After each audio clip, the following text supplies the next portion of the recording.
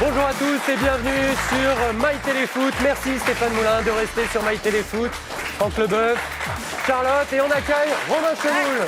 Salut Romain. Bonne année. On a fini Téléfoot par du foot anglais. On commence My Téléfoot par du foot anglais. Connaissez-vous Danny Drinkwater ? Bien sûr. Non, juste du whisky. Moi. C'est un milieu de terrain anglais de 25 ans. On va le voir en image. Il a été formé à Manchester United. Il évolue depuis 2012 à Leicester. Son maillot n'est pas le plus vendu, sauf par certains supporters inventifs qui se sont fait floquer non pas Drinkwater, mais, regardez, Drink Beer. Voilà, tout simplement. On est bien en Angleterre, image plutôt amusante. Of course. Pour commencer l'année. Le premier challenge 2016 nous emmène en Corse. Le Gazélec Ajaccio, auteur d'une remontée fantastique en Ligue 1 depuis fin octobre, nous a accueillis le 31 décembre pour tenter de toucher la barre transversale. Guillaume Poisson. Roderick Philippi, défenseur central.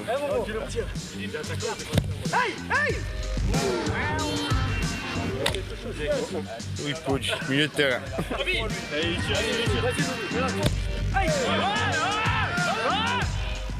C'est la saga, latéral gauche.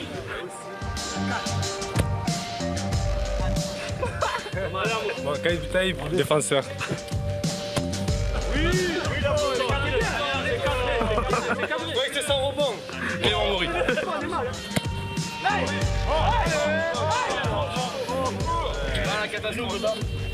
Franck Marie, 4e gardien. Titulaire de la réserve.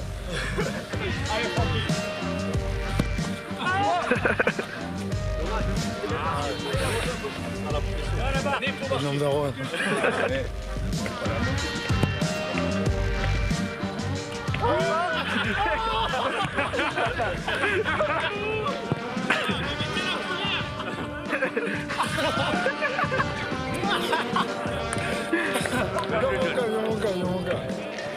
Ouais, un petit mot parce que c'est une belle victoire là. Coéquipier pour ce petit trophée du téléfoot. Merci. C'est un joueur qui joue à l'instinct, donc bon, il n'a pas fait exprès. Hein. Ah, c'est bien joué, il a réussi. On va le féliciter. Content pour lui. Bravo et merci aux joueurs d'Ajaccio. Stéphane, vous nous aviez accueillis au mois d'août pour le challenge Téléfoot. Alors on va le voir, on va le revoir. À l'époque, c'était le Dizzy Penalty Challenge. Tourner 10 fois autour du ballon avant de tenter de marquer son penalty. Cela avait beaucoup fait rire Bichente Lizarazu et notre premier invité de la saison, Steve Mandanda. Vous, Stéphane, vous étiez plutôt assez affligé apparemment. Bref, deux groupes s'étaient affrontés. Et écoutez ce qu'avait déclaré le capitaine du groupe vainqueur, Bilal Mosni. Premier trophée de la Chambre, j'espère pas le dernier. Donc on vise la Coupe d'Europe, Champions League. La petite Ligue des Champions, la grande, on arrive. Attention. Le bisou. Attends. Ouais, je vais.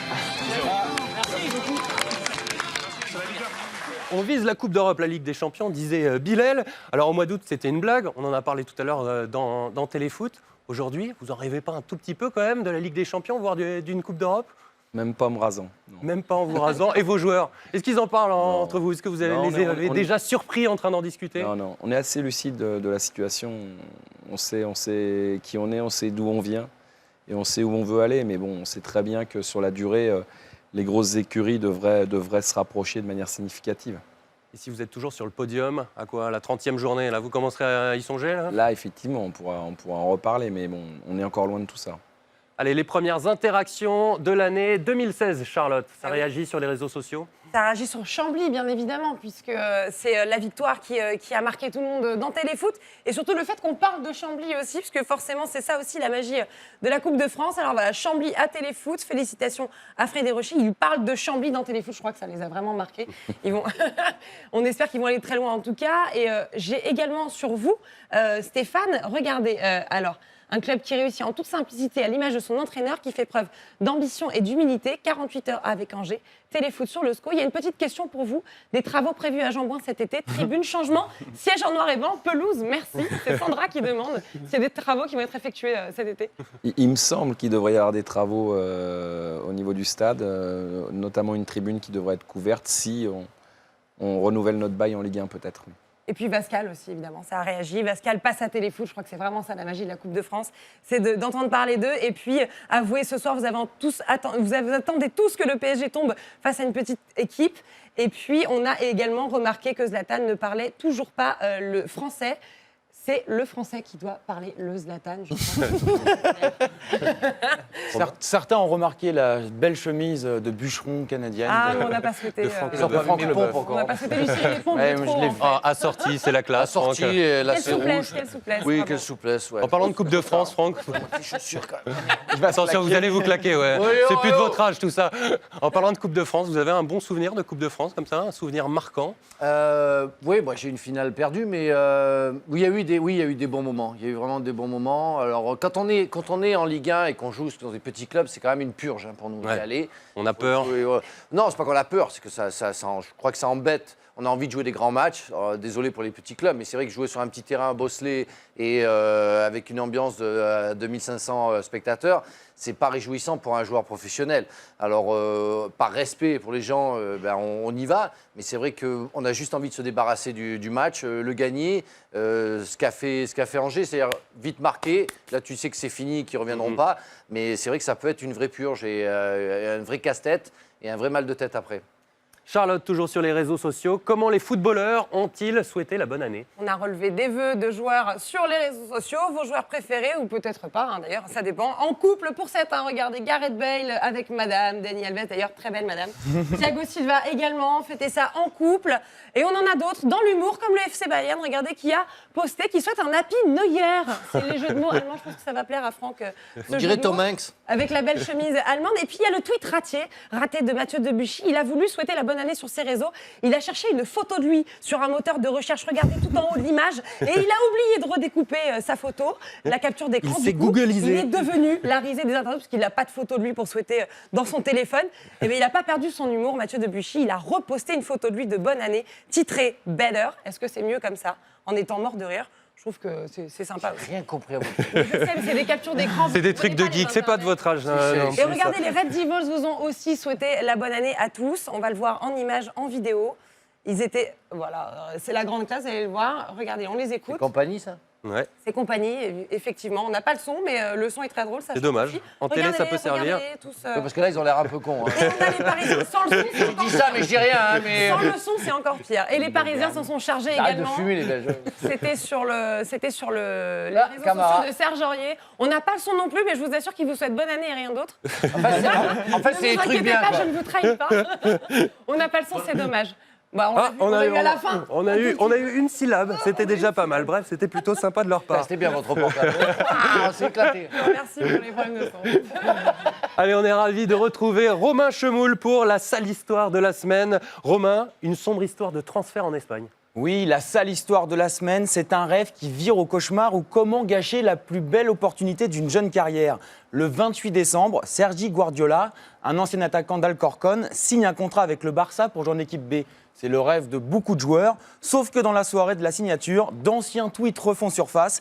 Et là, le jeune Espagnol y exprimait en fait son soutien pour le Real Madrid, souhaitait des défaites enfoirés. barcelonaises, mais pire encore, il insultait clairement la Catalogne. Je ne vais pas vous traduire ce qu'il dit. Ouais, Et le Barça, catalonien, on n'a pas besoin d'être bilingue. quoi. voilà. Le Barça a donc décidé de rompre dès le lendemain le contrat du joueur qui, bien sûr, s'est excusé. Sergi Guardiola, qui porte bien mal ce nom, c'est un nom catalan, Ouais. a expliqué en fait qu'on lui avait emprunté son téléphone, que des amis lui avaient emprunté son téléphone. Toujours la bonne excuse. Ça. Les bons amis, lors de soirées un peu trop arrosées dans un café et dans plusieurs bars. Mais comment ils peuvent ne pas effacer leur compte Il datait de Avant, 2013. en fait. Il disait que ce Il n'est pas de sa efface, il fait faute et attention. qu'il n'était pas au courant en fait des tweets. Oui, bien sûr. Que sinon, bien sûr, il aurait effacé ses tweets. Faut insultants. faire La communication. Et on attention. sent que la ce joueur ne communication. percera jamais, c'est ça le plus Je triste. quoi. pense que là, c'est terminé pour lui. Luis Enrique s'est exprimé en disant que les joueurs devaient faire attention à leur passé, notamment sur sûr. les réseaux sociaux, Assume. et que toute Prudent. trace pouvait... Assume. Rien à voir Il avec, a assumé. Enfin, il n'a pas vraiment assumé, mais c'est Non, rien mais à voir c'est avec Guardiola, Guardiola, a tu fais gaffe, priori. quoi. rien à voir, aucun lien de parenté. Lui, il est de Majorque, mais c'est quand même un nom d'origine Il faut catalane. toujours qu'il fasse attention à son téléphone. quoi. Vous sensibilisez vos joueurs sur les réseaux sociaux, justement? On essaye pour essayer quand même de garder un minimum d'intimité. Après, on ne peut pas interdire parce que chacun est libre, mais on essaye quand même de préserver ça au maximum.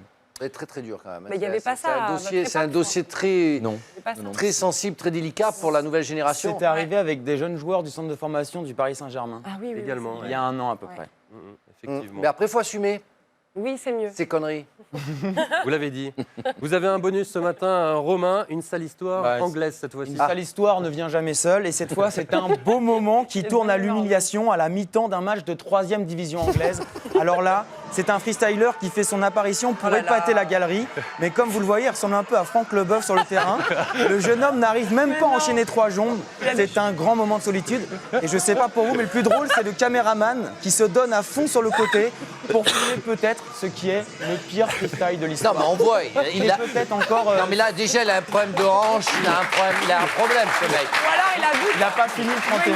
Il est bourré ou. Non, mais on voit qu'il ne sait pas jongler, qu'il n'a jamais joué au foot. Le pire, c'est la raideur des 2 jambes. Je sais pas, qu'il essaie un autre sport, mais là, on voit que ça va pas du tout, quoi. Regarde.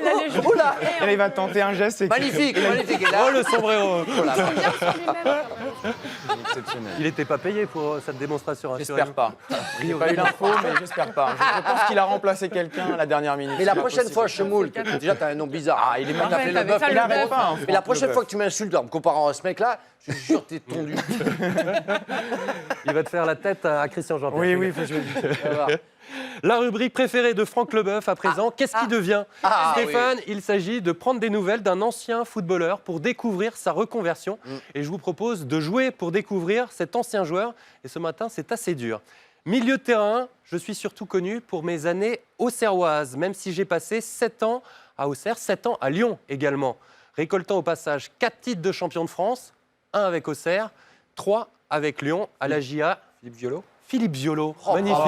Vous êtes fort. J'allais vous aider en disant qu'il constituait le milieu de terrain de la JOCR avec Moussa Saïb, Corentin Martins, Sabri Lamouchi. J'allais C'est dire Sabri effectivement Lamouchi, moi, mais bon, Philippe avec- Violo. Qu'est-ce qui devient Philippe Violo? La réponse avec Abdassal. Tu deviens Philippe. Mais qu'est-ce que tu deviens? Je suis Philippe Violo, ancien joueur de l'AG Auxerre et de l'Olympique Lyonnais.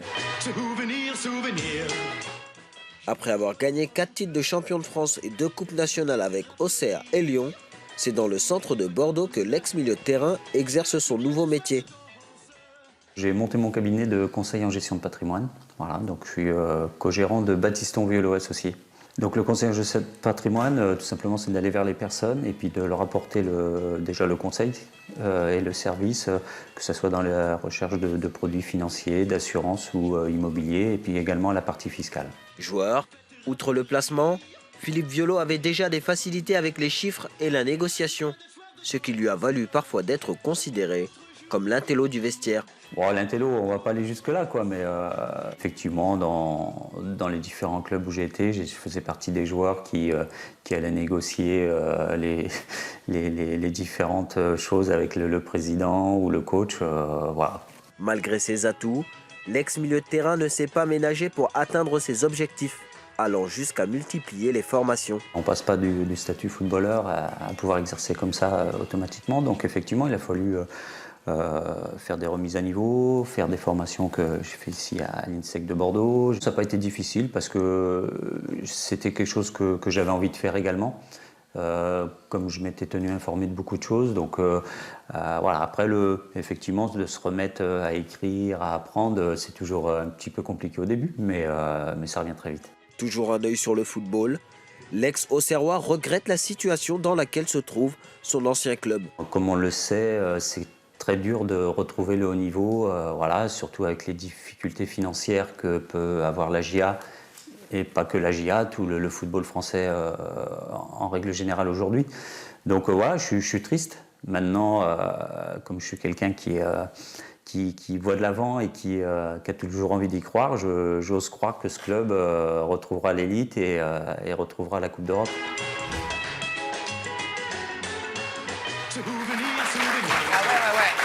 Stéphane, est-ce que vous avez imaginé un jour une reconversion si tout s'était arrêté dans le football? Non. Non, Non, vous non, n'avez jamais eu ce besoin. Et bien non. tant mieux. Non, j'ai voulu, voulu devenir entraîneur au milieu amateur. Ça me convenait très bien. Bon, j'ai réussi à aller un petit peu plus haut. C'était pas ma volonté au départ. Voilà. Joueur très intelligent. Dans le jeu aussi, tactiquement, c'était vraiment un pilier de cette époque-là. Et c'est sympa de le retrouver là-dedans. Je ne savais pas qu'il était à Bordeaux. Ben justement, il a une surprise pour vous, Franck. Oh là. Regardez. Ça va pas être sympa, je sais. Je crois que j'ai vas un moins l'aimer. dossier. Attends. Oui. Voilà. Mon associé m'avait montré cette photo, Romain, et je voudrais savoir, Franck, si tu pourrais venir à Bordeaux la dédicacer. Donc, on t'attend à Bordeaux quand tu veux. Eh ben, je l'aimais bien, Philippe Violo. Avec grand plaisir. C'est dommage, l'année dernière, j'y étais pendant 3 semaines avec le théâtre, mais j'aurais aimé le voir. Je pensais pas qu'il était à Bordeaux. Mais j'adore ce joueur, j'adorais ce joueur. Une jolie coupe de cheveux pour les moins de 20 ans. Oui, vous avez eu des cheveux. Oh, j'ai eu des cheveux. Ça restait du bordel, on va passer à autre chose. Oui, on va passer à autre chose. C'était la sale histoire. La troisième. Les chiomoules. Allez, on passe au buzz de la semaine avec Charlotte. On commence par un geste technique assez incertain, Charlotte. Et oui, c'est ça aussi, la magie de l'Internet, c'est de recevoir ce genre d'image qui vient d'Amérique du Sud. Regardez-la, celle-ci. C'est une prouesse acrobatique qu'on a reçue cette semaine, messieurs. Est-ce que vous pensez, à question, que c'est volontaire? Bien sûr, non. On n'en est pas très sûr. Regardez, je pense que dans la chute, Et Rabiot, il fait des trucs, Rabiot, moi je... c'est plutôt bien fait, en tout cas, dans son erreur. On est tous d'accord, involontaire. Belle histoire. La première humiliation de l'année infligée par Lionel Messi. Ça fait C'est toujours mal, Messi ça. qui l'offre à son copain Suarez à l'entraînement. C'est pas simple tous les jours d'avoir un copain comme Lionel Messi. Regardez le ralenti. Ça passe. Il essaye, il referme. Il referme, mais il n'y a rien à faire en fait. Il peut plus rien faire. Et on continue avec le Barça, mais avec les jeunes cette fois-ci. On continue avec eux, c'est le collectif des U15 du FC Barcelone qui possède déjà toute l'empreinte et l'ADN du club. Grâce à cette action collective qui a été réalisée cette semaine, ça fait le tour sur les réseaux sociaux depuis samedi. Une séquence de 17 secondes qui se termine par un but. Vous allez le voir. C'est le 57e but du championnat pour cette équipe déjà. Wow. Le FC Barcelone, regardez. Magnifique. Ils ont que 15 ans, je vous rappelle. Je pense que le Barça prépare tranquillement, sereinement l'avenir. Hein. Ça va. C'est une question intéressante parce que c'est vraiment une école spéciale, Barcelone, où du plus petit à l'équipe numéro 1, on s'entraîne de la même façon avec, bien sûr, des différences physiques ou des différences tactiques. Mais il y a cette empreinte. Est-ce que ça fonctionne aussi comme ça à Angers ou il y a vraiment une liberté pour les autres entraîneurs? Non, il y a une liberté, mais avec un cadre défini quand même, une identité, quoi, Ouais. des principes de jeu. Après, on ne va pas aussi loin que ces clubs-là, parce que là, on touche la perfection. Ouais, c'est magnifique. Ouais. Allez, on termine ce My Téléfoot par les archives de Téléfoot. Et en ce 3 janvier, on a recherché, des vœux. Et on est tombé sur les vœux des joueurs de l'équipe de France en 2000. Le casting, Zinedine Zidane, Didier Deschamps, Bichente Lizarazu, Franck Leboeuf et bien d'autres encore. Bien sûr, mais bien sûr. La chose la plus importante, que ça soit footballeur, sans elle, on n'est rien. ouvrier, cadre, Pour ma famille, pour tout le monde. parce que c'est le plus important. C'est la seule chose, je crois, qu'on peut pas acheter. La santé, bien évidemment. La santé. Santé à tous. Bonne santé. La santé. Le vœu de santé, Santé. Santé. La santé. Bonne santé. la santé. Et en restant dans le football, pas de blessures. Donner le maximum. Gagner l'euro. Beaucoup de succès. Le maximum de réussite. Avec l'équipe de France. Et pas seulement que pour le football. En dehors du sport. Il y a tellement de personnes qui souffrent. S'il peut y avoir la paix dans le monde. Mais Ça va paraître un peu classique. C'est le plus important. c'est la santé. Je souhaite vraiment à tout le monde d'être en bonne santé. Waouh. J'ai beaucoup aimé votre mais. C'était où alors? À Chelsea, vous dites? C'était à Chelsea, ouais, c'était à Chelsea. Vous avez décidé de vous payer ma tête aujourd'hui? Et surtout la santé, donc apparemment. Donc la santé pour tout le monde. Hein, continue. Regarde, c'est des lunettes extraordinaires. Très classe. Il y a que Bichente qui espérait gagner l'Euro 2000, qui a été visionnaire. Quoi. Ouais, bah moi j'ai essayé de me trouver un pull. Un style. Un pantalon. Dans mon pantalon, tu touches pas. Hein. Les pantalons de chez moi, c'est vrai que c'est bizarre quand même aussi.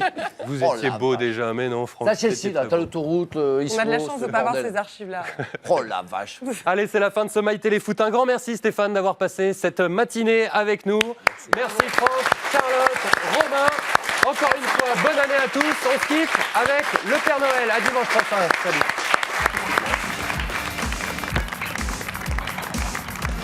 Bien, alors.